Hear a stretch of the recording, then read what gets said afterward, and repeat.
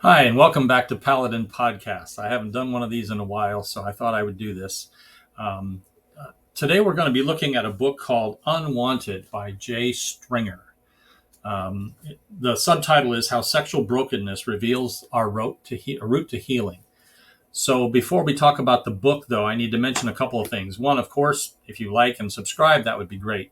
But second, the, there's no way to talk about a book like this without talking about sex and sexual issues. So if that is something you don't really want to listen to for 15 or 20 minutes today, you might want to skip this video. So this is called a trigger warning, I guess. I think that's the term for it. So you've been warned that we're going to be talking about this. And I have to say this because lots of people, even in our sex saturated society, a lot of people, even believers, don't like to talk about sex these days. There seems to be two errors. One is that we just don't talk about it at all, which just creates a big void to be filled with wherever else we can find information about sex, which is 99% unreliable. Or we say things that make things worse. I remember a conference that I attended one time when I was asked to speak on my book on forgiveness, shameless plug. But I was at this conference and I was waiting to do my workshop, and I was listening to one of the keynote speakers, and he was talking about sexual behavior. And he basically said that women needed to service their husband every 72 hours, or they were not living right with God, or something like that. And I just remember looking at a lot of the women coming out of that meeting, and it looked like they were downcast. And I thought, a conversation about sex should not make someone, especially a believer, downcast. So something wasn't right. And I think that day, that particular person said things that just made things worse. So, anyway, you have been warned. So, on to Unwanted by Jay Stringer. Yeah. And so, just another couple things by way of introduction. I think he was a student of Dan Allender, as was I, but I think I predated him. I was back in the days when dinosaurs rolled the earth, the 1980s at Grace Seminary. I think he studied with Dan Allender out at Mars Hill. So if you understand and read a lot of Dan Allender's work, which I would encourage you to do, especially Wounded Heart, you'll see some echoes of Dan Allender in this work, which I think, of course, is a strength. But specifically, I want to talk about the unwanted sexual behavior that Stringer talks about in his book. Okay, so first, I want to look at the definition, and just another last piece of introduction. This is probably going to be a two-parter because I want to say things in a way that's clear, and so that might take some time to unpack, which is another criticism with a lot of the books that I've read these days, is that they're really loose and free with definitions and things like that. So there's ripe for misunderstanding.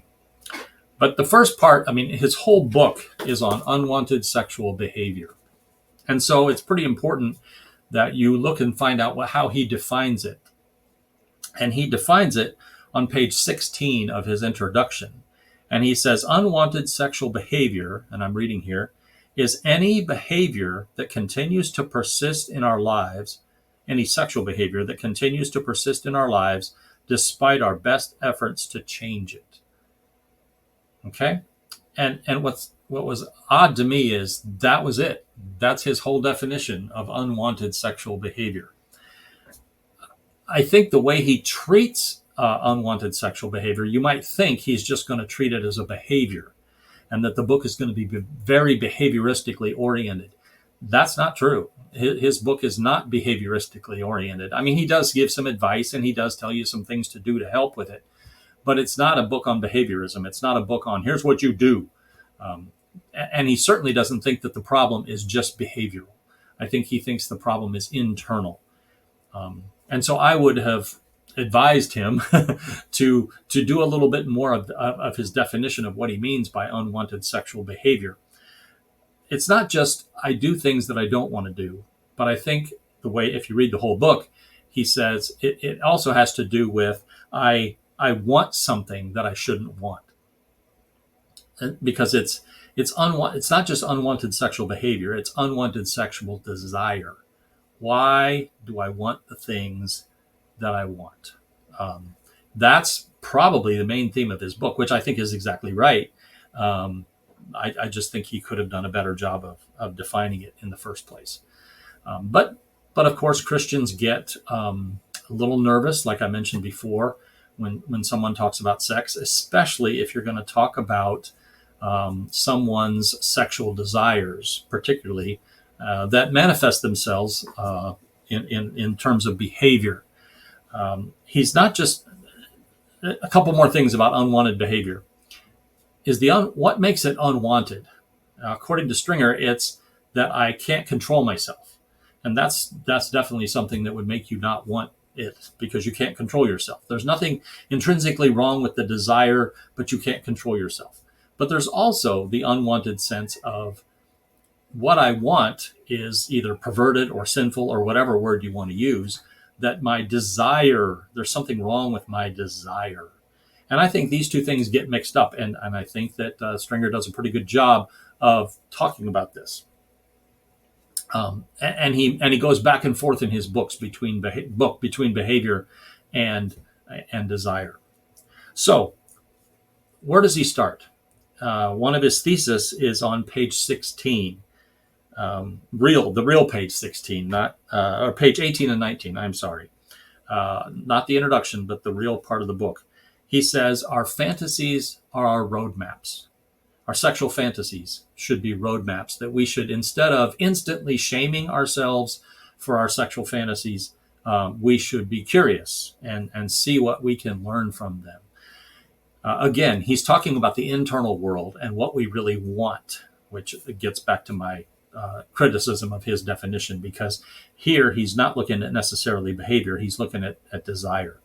But regardless, I think he's on the right track when he says our fantasies are roadmaps, because not everybody, in my work with Christian clients particularly, and I've taught classes on human sexuality at least, 3 or 4 times now in the different schools that I've been in, and I've counseled people who struggle with unwanted sexual behavior and desires for 30 years.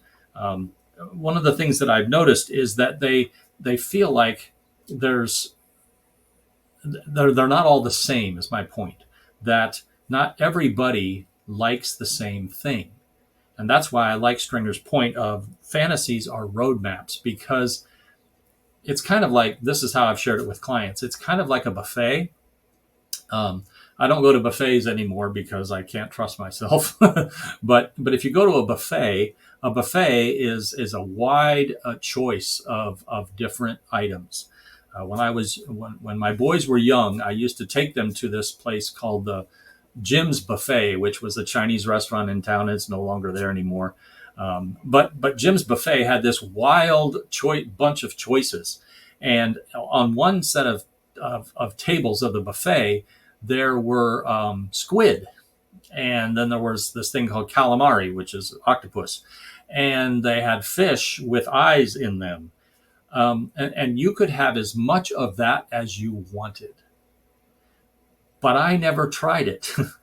I looked at that and I went over to a different table and got fried chicken or egg foo young, which I'd already tried before and really liked, or something like that. And so here's this wide buffet. My sons, some of them were more adventurous than I was, and they would try some of this fish with eyes in it.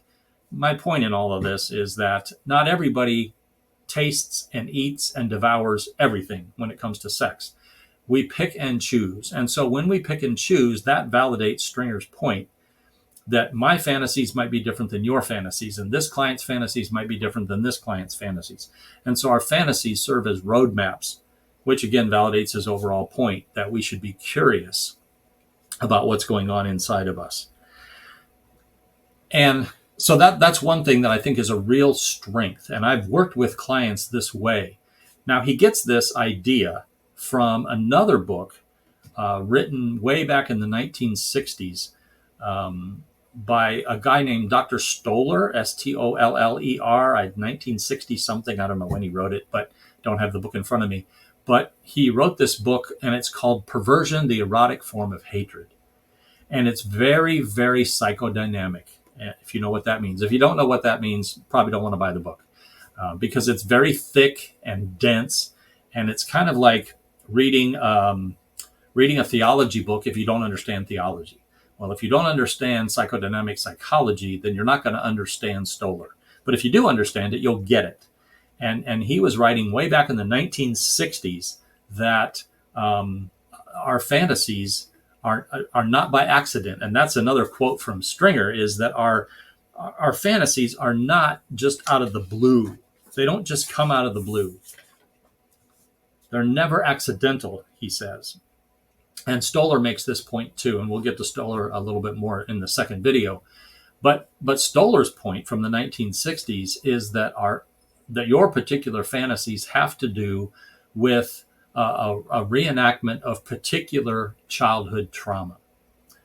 And I think Stringer cites Stoller in the middle chapters, but doesn't go into the details of what Stoller would actually advocate for. Like Stoller would talk about how, you would get exposed to certain things as a child, and then the way you handle that is by reenacting that childhood trauma. So for Stoller, unwanted sexual desire is a coping mechanism, not anything else. It's a coping mechanism. It's not like a behavioral habit or anything like that. It's a coping mechanism. And so I think that I agree with Stoller. I've read his book a couple different times. I think it's been really helpful as I work with men and a few women on this idea of your fantasies have to do with something particular to you. Now, these fantasies, again, Stringer doesn't get into that. He doesn't get into the specifics. He looks at it as instead of specific sexual trauma, which Stoller might talk about, I think Stringer talks about general sexual trauma. And general sexual trauma would be the idea that you are raised in a home with poor relationships, either too rigid or not rigid enough, or distant or something like that. And so that's the variables that he's looking at is how you were raised, not a particular taste that you are introduced to.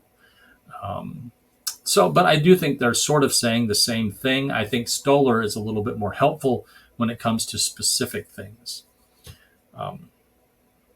So that has to do with the causes of it all. And in that sense, I think Stringer is right. This again, he probably gets from Allender in some sense with Wounded Heart. When you read Wounded Heart and you realize the typical styles of relating that come out of sexual trauma. And I think Stringer would say it's not just a style of relating. He even mentions that in his book, but it's not just that, but it has to do with the particular fetishes and desires and fantasies that you particularly like. Now, he also gets into one other strength of his book is that he makes the claim, and I think he's right, that sex is a whole lot more than just physical. And that's where the damage can come in from sexual trauma, but that's where also there's a psychological component. And I think this is supported from Scripture because there are words in the Old Testament for raw sex or even brutalized sex, but raw sex. Like when it says in Proverbs 9 or something like that with the folly woman who says, "Come lie with me," or in Judges where it talks about where the rape of Tamar, it says he lay with her. That's Hebrew for there's just a sexual thing going on there. Whereas when Adam and Eve in Genesis 4, where it says Adam knew his wife, that knowing, whatever that knowing is, results, of course, in having a baby. So, of course, part of what's involved in the Hebrew word for know is sexual intercourse. But there's so much more than that. He didn't say, and Adam lay with Eve. He doesn't, which would be the regular word for just sex. There's more going on here. He doesn't say, Adam mounted Eve or anything like that. He says he knew her. And so there's an intimacy piece that goes with this. And all that to say, this, from the beginning, God created it to be this way. And I think Stringer's onto this point too, that the evil one is not very creative. He can't make anything new. All he can do is destroy what's old and pervert what's old. And so what he does is he takes this desire to be intimate, which is God given, and introduces, I've used this metaphor in class, introduces like a parasite, um, which can develop into the unwanted sexual desires and unwanted sexual behaviors, whether that's homosexuality or whatever. And so this parasite gets introduced early on. And oftentimes, this parasite has to do with power. And so, an activity that was originally created to bring joy to two people who willingly give to one another turns into something where one has power over the other. And we don't have time to get into all of that, but power is one of the parasites that are introduced into this. And if you got introduced to that at a young age, and now you're in your 40s and 50s or whatever, that's a long time to have that parasite growing inside of you. And that's just why sometimes in church we hear things that aren't even close to right about sexuality when that parasite is growing up inside of you. So I think Stringer's on the right track. He talks about looking at how you develop this. How did this come to be? Which is, again, very psychodynamic, looking in your past to try to figure it out. And I think he would probably agree with this. I think the idea is to take the magic away. Because what happens is by the time you become an adult or middle-aged or whatever, your sexual fantasies and your sexual behavior, your illegitimate sexual behavior, is more fascinating and more pleasurable than the way God created it to be, or you think it is because of the parasite that has been introduced. And I think once you understand that, the way I put it with clients is you deconstruct the magic. You take the magic away and realize it for what it is. So I think, of course, I'm a little biased because I was a student of Dan Allender. I wasn't part of his inner circle or anything. I had to work while I was in graduate school. But I still greatly appreciated both his books and his teaching. So I get it. And I think he's made some great points. And I think it would be really helpful to use a book like this with somebody struggling with unwanted sexual desires and behaviors better than most of what I've seen about that. Because most of it is behavioral. You know, whether you need to stop your internet, figure out a way to break your internet or whatever. Those things are all behavioral, whereas Stringer, I think, looks at the heart. So overall, pretty good. However, I'm going to do a second video, gets into a little more detail on this, and talk about some of the things that I'm a little concerned with that he writes, but none of that's going to change the fact that I think this is one of the best books on dealing with this topic. So I hope you hang in there. Part 2 should be coming soon.